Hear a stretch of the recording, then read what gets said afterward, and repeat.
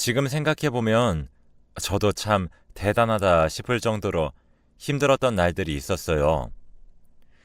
사람이 사람에게 미움을 받는다는 건 너무나도 힘든 일이기도 하죠. 오늘은 저의 이야기를 한번 해보려고 해요. 어떻게 보면 그 시절에는 많은 분이 겪었던 이야기이기도 하네요. 유별나던 시어머니에 대해서 기억에 또렷하게 남아있는 이야기를 해보려고 합니다. 참 사람에게 받은 상처란 몇 년이 지나도 회복이 안 되는 게 사실이더라고요. 저희 남편에 대해서 조금 이야기를 하자면 참 착하고 사람이 순해요. 그리고 조그마한 사업을 하고 있습니다. 처음부터 함께해서 그의 고생이 어디까지인지 다 알고 있을 정도로 오랜 시간 함께했네요. 어릴 때부터 생각해 놓은 게 있어서 그에 맞춰서 대학을 진학하고 최대한 열심히 성공을 하기 위해서 무던하게 노력을 했던 사람입니다. 꼼꼼하게 하는 일처리 방식이며 순한 성격, 그게 바로 저희 남편을 여기까지 끌어올린 게 아닐까 싶기도 하네요. 저희 남편과 저는 어릴 때부터 알았던 사이였는데 같은 학교를 다녔었고 그때 당시에 친한 것은 아니었지만 같은 반이라고 기억이 될 정도였죠. 저희 남편은 인기가 많았어요. 어릴 때부터 훤칠한 키에 착한 성격으로 유명했거든요. 그때 당시에는 말도 몇 번 못 해봤었지만 성인이 되어서 그렇게 저희는 스쳐가다가 다른 지역에서 한번 만나게 되었어요. 그게 인연이 되어서 서로 연락도 하고 서로에게 힘이 되어주는 사이가 되었네요. 저는 당시에 간호조무사로 일하고 있었고 남편은 조그마한 사업을 처음 시작하는 사람이었습니다. 그렇게 저희 둘의 만남은 시작되었고 사귀면서도 참 느꼈던 게 거짓이 없고 진실한 사람이더라고요. 나를 위해서 노력해주는 사람이라고밖에 생각이 안 들 정도로 너무 착하게 잘해주었고 이 사람과 있다면 어떠한 고난도 헤쳐나갈 수 있겠다 싶을 정도였습니다. 사업을 처음 해서 연애 당시에는 남편이 많이 힘들었을 거예요.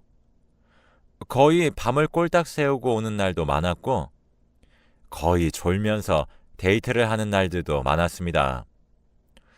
그래도 노력하면서 저를 생각해주는 모습이 참 좋았던 시절이었습니다. 그렇게 그는 열심히 하면서 거의 3년 만에 꽤나 성장을 많이 하게 되었습니다. 흔히 말하는 자수성가라고 하죠. 형편이 좋지 않은 집안이라서 부모님들이 도와주는 것도 없었기에 그렇게 혼자 성장을 하면서 성공한 게 참 멋져 보였죠.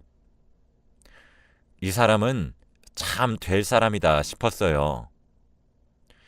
연애를 하면서도 싸움 한 번 없었던 저희였기에 그렇게 3년이라는 시간을 함께 했었습니다. 처음부터 결혼을 생각했던 사이라서 그런지 저는 한 번씩 어른들도 찾아뵙고 했었는데 어머님은 잘해주셨는데도 이상하게 남편이 잘되기 시작하면서 저를 대하는 태도가 약간 달라졌다는 것을 눈치를 챘어요. 내가 너무 예민한 건가 싶었는데 그게 저의 결혼 생활의 밑바탕이 될 줄 상상도 못했던 것 같습니다. 상견례 날 미묘하게 무언가 신경전이 있었던 것 같았고 저희 친정엄마가 눈치챈 듯 시어머니 조심하라고 하더라고요. 물론 저도 미묘하게 남편이 없을 때만 골라 좀 예의가 없는 말을 한다고 생각을 했는데 그것 또한 아들을 보내는 어머니의 마음이라고 생각하고 너그럽게 넘어갔네요. 어떻게 보면 저는 남편 하나 보고 시집을 가서 그런지 솔직히 별로 신경 쓰이지 않았답니다. 결혼하기 며칠 전에 시어머니의 연락이 왔는데 그때도 참 경고라는 것처럼 말하는 것이었지만 미련한 제가 눈치를 채지 못했어요. 우리 아들은 내가 키웠지만 참 잘 키웠다. 외동아들 하나라서 아쉽지만 그래도 열아들 부럽지 않은 자식이다. 자식을 보내는 적적한 마음에 저에게 약간 하소연하듯 말하는 것인 줄 알았지만 그건 시작이었습니다. 그저 자수성가한 아들을 자랑하고 싶은 마음이라고 생각했는데 그게 아니더라고요. 결혼을 한 후 새 집에 입주를 하게 되면서 처음으로 말을 꺼낸 것이 열쇠를 달라고 하셨는데 어떻게 그 당시에 시어머니 말에 안 돼요 하겠나요? 그냥 한 번쯤은 놀러 오시겠지 하고 어쩔 수 없이 드릴 수밖에 없었죠. 이런 이야기는 꼭 남편 없는 데서 하시더라고요. 그렇게 저는 저의 지옥길 열쇠를 시어머님께 드린 것이었어요. 저는 결혼을 하면서부터 간호조무사 일을 그만두게 되었거든요. 남편이 혼자서 벌어도 충분하니까 임신 전까지는 집에서 좀 쉬면서 몸 건강히 운동도 하고 있으라고 하더군요. 저는 임신 전까지는 일을 해도 된다고 했지만 이렇게 쉬는 것도 좋을 것 같아서 남편 말에 동의를 했습니다. 그렇게 행복한 신혼을 지내는 것도 얼마 되지 않아서 시어머니가 온다는 연락도 하지 않으시고 덥석 들어오시고는 내 아들 집에 내가 오는데 왜 그렇게 쳐다보니? 라고 말을 하시기에 순간 아, 네네 어머니 할 수밖에 없더라고요. 여태까지 남편이랑 함께 봤던 눈이 아니었어요. 기가 보통이 아니신 건 알고 있었지만 정말 그렇게 단 둘이서 대면하니까 어떻게 하지를 못하겠더라고요. 그게 딱 시작이었어요. 첫날은 반찬 검사부터 시작이 되더라고요. 남편 덕분에 집에서 호강하는 애가 냉장고가 이게 뭐니?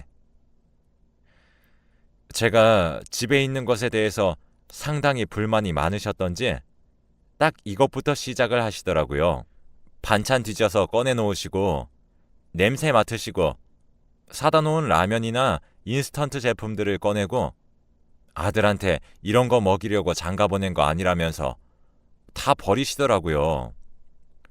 그것도 남편이 주말에 한 번씩 라면 끓여주겠다고 해서 구매를 해뒀던 건데 그걸 그렇게 소리를 지르시면서 다 버렸었네요. 냉장고와 선반을 검사하고 접시까지도 다 검사를 하셨어요. 물때 조금이라도 있으면 다시 씻어라. 접시가 씻은 지 오래되어 보이면 이것도 다시 씻으라고 하고 이러려고 너에게 우리 귀한 아들 장가 보낸 거 아니다 하며 정말 다양한 이유로 저를 닥달하시더라고요. 처음에는 어찌할 바를 몰랐고 무조건 죄송하다고 이야기를 했어요.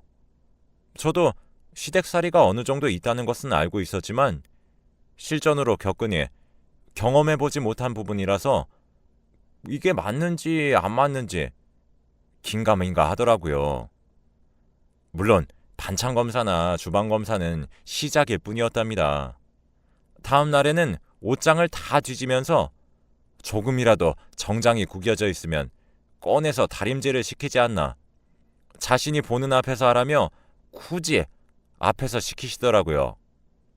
그리고 좀 지나서 빨래 검사를 하였는데 냄새 맡아보고는 정전기 나는지 안 나는지 섬유 유연제 냄새는 적당하게 나야 하는데 너무 들이부었다며 아들 피부 약하니까 이렇게 하지 말라고 다시 빨게 했고 세탁기 돌려도 되는 것들까지도 모조리 보는 앞에서 손빨래를 하라고 했습니다. 정말 하루하루가 어머님이 열쇠를 따고 들어올까봐 무서운 나날들이 계속되더라고요. 어느 정도 끝날 줄 알았는데 몇 달 동안 지속되는 어머님의 참견에 돌아버릴 지경이었습니다. 일주일 정도는 안 오시는 날도 있다가 어느 날 갑자기 문 따고 들어오시는 날도 많았고 하루 걸러 하루 오시는 날들도 많았어요. 이렇게 되니까 현관문 열리는 게 무섭고 너무 불시에 방문을 하시니까 쉬지도 못하겠고 한 번은 낮잠을 자고 있었는데 일어나 보니 어머니가 의자를 가지고 와서 침대 옆에 떡하니 앉아 있더라고요. 그러면서 눈뜬 저에게 자기 아들이랑 결혼한 게 이렇게 뒤집어져서 자려고 결혼했냐며 또 잔소리가 시작이 되었어요. 일어나자마자 어머님의 얼굴 보는 것도 놀랐는데 거기에다가 일어나면 무슨 말을 할지 생각하면서 저를 기다린 어머니를 생각하니 정말 소름이 끼치더라고요. 제가 잠기가 어두운 편인데 시간을 보니 그렇게 많이 자지도 않았었어요. 아마도 어머니 시선 때문에 깬 게 아닐까 싶은데 그 시간에 얼마나 노려보셨을까 싶더라고요. 점차 어머님이 무서워지기 시작을 하면서 저는 그렇게 1년을 좀 넘는 시간을 버텼던 것 같아요. 남편에게 이야기를 해볼까 싶었지만 괜히 모자 사이 망칠까봐 겁이 나기도 하고 다들 그렇게 사는데 나만 유난을 떠나 싶어서 어디에다가 말하지도 못하겠더라고요. 그리고 그런 거 말해봤자 제 얼굴에 침 뱉기고 남편 귀에라도 들어갈까 무서웠던 것도 있고요. 저는 정말 그 사람 하나만 있으면 되었거든요. 날이 갈수록 어머님의 참견이 심해지던 어느 날 친구들이 한번 놀러 오게 되었는데 그날은 저도 어머님에게 양해를 구했었어요. 1년 동안은 너무 자주 오셔서 거의 친구들도 못 부르다시피 했었는데 친구들의 독촉도 있고 한 번쯤은 불러서 이야기도 하고 싶고 저도 좀 말도 해보고 싶어서 그랬죠. 그런데 친구들이 오고 한참 이야기를 하고 놀고 있는데 열쇠 문이 열리는 소리가 들리면서 어머니가 등장하시더라고요. 친구들 다 있는 자리에서 그렇게 저를 타박하셨죠. 내 아들은 쎄 빠지게 나가서 돈 벌고 있는데 너는 친구들이랑 이렇게 하하호호 웃음이 나오냐? 너 이렇게 잘 놀라고 내 아들이 나가서 돈 벌어오는 줄 알아? 정말 토시 하나 안 틀리고 그때의 모습이 그대로 머릿속에 박혀서 생생하네요. 분명히 친구들 온다고 이야기를 했고 한 번만 오시지 말아달라고 했는데 알았다고 하셔놓고 왜 그러시는 건지 정말 답답했죠. 눈물도 나오고 친구들 앞에서 정말 창피했어요. 어머님, 친구들 온다고 말씀드렸잖아요. 어디서 CM이 앞에서 말대꾸야? 앞뒤 말도 안 통하고 벽에다가 대고 이야기를 하는 기분이 들었고 정말 하루하루가 힘들었습니다. 전에는 잘 몰라서 그렇게 당하고 있었다고 한들 그때 같이 있었던 친구가 저에게 전화가 왔더라고요. 괜찮아? 이렇게 이야기를 하는데 정말 눈물이 앞을 가릴 정도로 그날 펑펑 울었네요. 다들 이렇게 사는 줄 알았다고 고부 갈등이 이런 건 줄 알았다며 울었는데 다들 그렇게 사는 건 아니었어요. 저만 그렇게 힘들게 그 괴로움을 견디고 있었던 거더라고요. 남편이랑 이야기 한번 해보라고 하는 진지한 조언에 저는 그렇게 남편과 상의를 해보게 되었습니다. 솔직히 조심스럽게 이야기를 했는데 남편이 처음에는 안 믿더라고요. 반찬부터 시작해서 하나하나 이야기를 하니 그제서야 어느 정도 믿고 결혼 생활에서 이건 아니라며 당장 어머님께 전화를 하는 남편을 말리려고 했는데 이건 정확하게 선을 그어야 한다며 똑부러지게 나오더라고요. 괜히 사업을 한 사람이 아니었어요.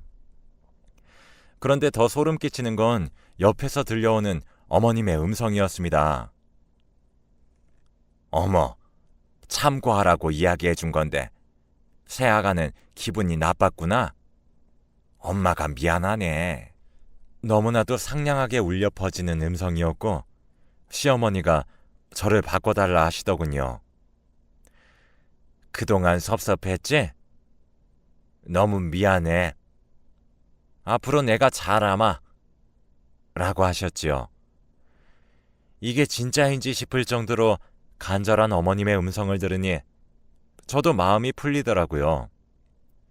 그리고 앞으로는 안 하시겠다는 말이 더욱더 와닿았고요. 이렇게 남편으로 해결이 될 거였으면 진짜 그렇게 할 걸 싶었는데 거의 2년이 되어가는 시간을 그렇게 살았으니 좀 많이 서글프더라고요. 남편도 자기 엄마 그렇게 꽉 막힌 사람 아니라고 하는데 그렇게 끝나는 듯 했습니다. 그렇게 오는 것도 많이 줄어들었고 잔소리도 그전보다 줄어든 것 같았죠. 아예 안 오지는 않으셨지만 그래도 조금씩 줄어들었다는 게 저는 효과가 있다고 생각을 했어요.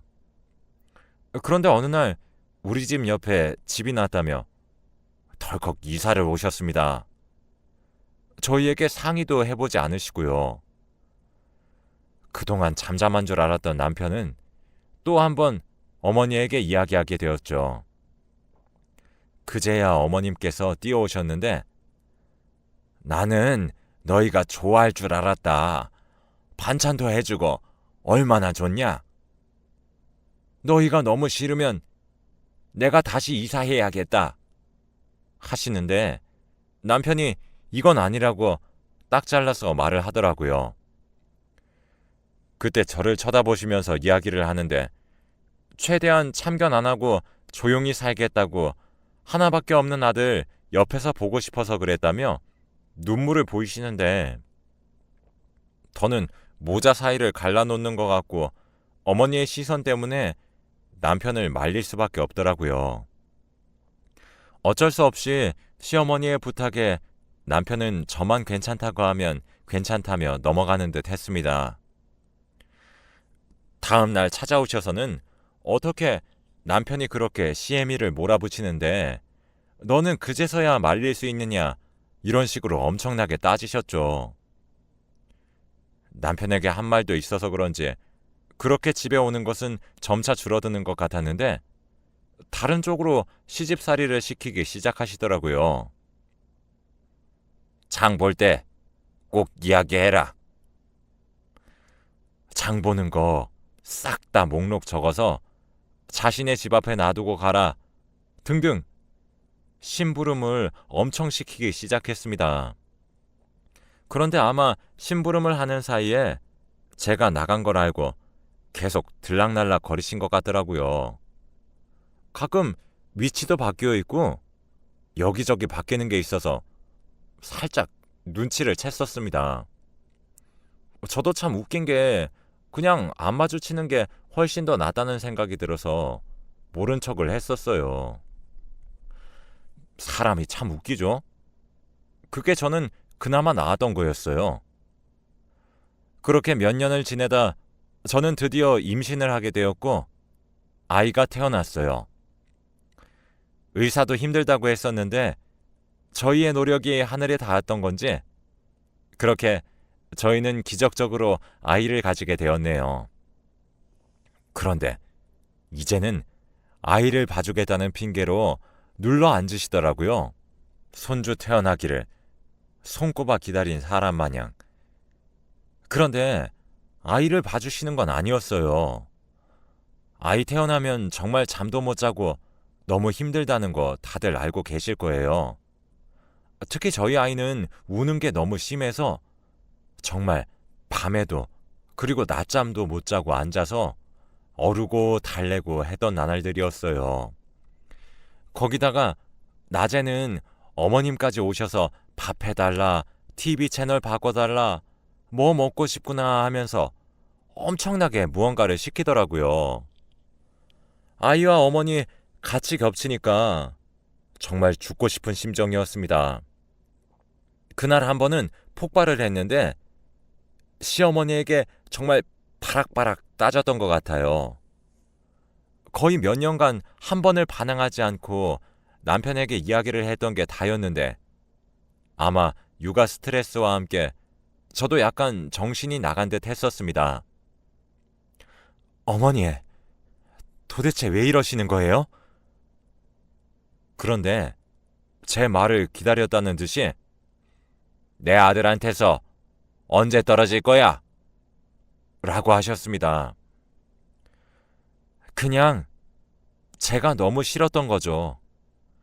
하루하루 그렇게 괴롭혔던 게 바로 제가 싫어서였기 때문이었습니다. 하지만 이미 몇 년을 살았는데 어떻게 그렇게 몇 년을 한결같이 잃어버리지 않고 괴롭히실 수가 있는 건지 저도 대단한 정성이다 싶었습니다. 여태 한 번도 대들지도 않아서 본색을 드러내지 않았던 거죠. 막상 제가 따지기 시작하니까 줄줄 나오시는데 자기 잘난 아들과 연애 기간이 길다고 해서 이렇게 결혼해서 팔자 고치는 제가 너무 꼴보기 싫었다고 합니다. 자기는 어려운 형편에 애지중지 키운 외동아들인데 성공을 하면서 다른 여자 만날 줄 알았지만 이렇게 그대로 결혼을 하게 돼서 아들이 아까워 죽겠다고 하더라고요. 아들한테 싫은 소리는 하기 싫고 제가 떨어져 나가야 하는데 그것마저 쉽게 되지 않았던 거죠. 이혼 하나 한다고 남자가 흠도 아니고 너 같은 거 떨어져 버렸으면 좋겠는데 독한 년이 이렇게 괴롭혀도 안 떨어지니 징글징글하다고 하셨습니다. 거기다가 아이까지 낳았으니 더 기가 찰 노릇이랍니다. 고부 갈등이 아니었어요. 그냥 사람 대 사람으로 싫어하는 것이더라고요. 저는 늘 사람과 사람은 맞지 않고 이해할 수 없는 서로이기 때문에 한 사람은 배려를 해줘야 한다고 생각을 했어요. 하지만 이건 무작정 싫어하는 것에 어떠한 반응도 하지 못하겠더라고요. 그렇게 저는 죽어도 떨어지지 않고 잘 살 거라고 소리를 지르니 시어머니는 저를 죽일 듯이 노려보면서 자기가 들고 온 가방을 신경질적으로 잡고선 씩씩거리며 집에 돌아가셨어요. 그날 아이를 잡고 울고불고 정말 서러워서 한참을 눈물을 흘렸던 것 같네요. 친정엄마에게는 제가 이렇게 사는 거 말도 못하고 정말 힘겨운 시간이었습니다. 그렇게 며칠 또 연락이 없으니 저도 약간 허전하기는 하더라고요. 제가 너무 잘못했나 싶기도 해서 먼저 연락을 드렸습니다. 그런데 갑자기 너무 친절하게 받아주시는 게 아니겠어요? 그래, 내가 너한테 너무 못된 말 했지? 미안하구나. 세상 다정한 시어머니가 되어서는 저에게 그렇게 이야기를 해주시는데 그날 저도 잘못했다며 그렇게 통화가 끝나게 되었어요. 그렇게 몇 달이 지났을까요? 몇 달 동안 연락이 없었던 어머니께서 저에게 연락을 주시면서 손주 보고 싶다며 놀러 가도 되냐고 물어보시더라고요. 그런 친절이 익숙하지 않았던 저에게 이제는 많이 바뀌셨구나 싶어서 냉큼 허락을 했습니다. 얼른 오셨으면 좋겠다고 했는데 무슨 날에 간다고 딱 정해서 이야기를 하시더라고요. 그래서 그날 청소도 해놓고 신나게 어머니를 맞을 준비를 했었습니다. 이제는 저도 좀 정상적인 시엄마와 며느리의 관계를 회복해보는가 싶었거든요. 그렇게 10년이 넘는 세월을 속았으면서 말이죠. 어머니가 오시고 저희 집을 많이 둘러보셨는데 잔소리는 하지 않고 둘러보시니까 그냥 둘러보시나 보다 하고 생각을 했었습니다. 고분고분하게 말도 잘해주시고 그날은 무언가 아주 달랐었어요. 그날 이후로는 정말 저에게 잘해주셨죠. 거의 2, 3년간 지옥에서 있다 천국을 갔다고 해도 믿을 정도로 너무 잘해주셨습니다. 그런데 어느 날이었는데 자려고 저는 씻고 있었고 남편은 이부자리를 정리하는데 무언가 떨어졌다고 하면서 저에게 가져오더라고요. 부적이었죠. 저는 사주도 보러 다니지 않고 봐도 문세 정도만 보러 다니는데 부적이 있으니 이상하더라고요. 처음에는 솔직히 별 생각하지 않고 부적이라는 뜻도 잘 몰라서 그냥 넘어갔는데 그날 밤 생각해보니 많이 이상했습니다. 부적이 왜 우리 집에 있을까? 솔직히 설마 하더라고요. 이상하다는 생각을 하는 순간부터 시어머니밖에 생각이 안 났는데 요새 들어서 잘해준 것도 이상하고 혹시나 해서 집을 뒤져보니 진짜 곳곳에서 수북하게 나왔어요. 방방마다 뒤에 붙어져 있다던가 가구 뒤에 숨겨져 있다던가 매트리스 밑 등등 정말 곳곳에 있더라고요.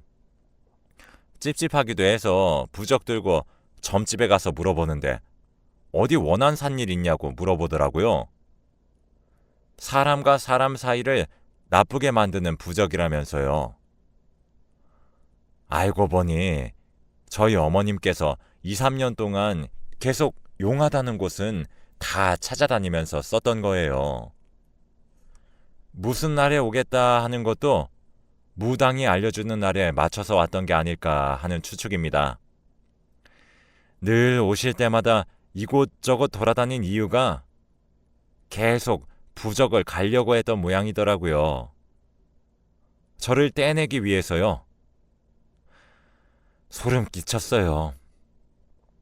너무 무서웠고 이건 이제는 아니다 싶어서 어머님에게 전화했죠. 딱 아니라고 잡아떼시길래 남편에게 이야기할 거고 안 되면 누가 무단 침입해서라도 한 거니까 범인 찾을 거라고 정말 단호하게 이야기를 했습니다. 경찰 부른다는 말에도 가만히 있던 어머니가 남편에게 이야기를 한다고 하니 그제서야 이실직고를 하더라고요. 무슨 부적인지 다 알아보고 왔는데 금실 좋게 하는 부적이라고 하면서 둘러대시고 난리가 났어요. 그렇게 집에 돌아왔는데 이미 시어머니가 먼저 와 있더라고요. 모자 사이 끊어놓고 싶냐고 이야기를 하시는데 그 말도 안 들렸습니다. 이 정도까지 할 수 있는 시어머니라면 저도 필요 없다는 생각이 들었죠. 모자 관계도 중요하지만 가정을 이룬 사람인데 이렇게 하는 건 아니라는 생각이 들었습니다.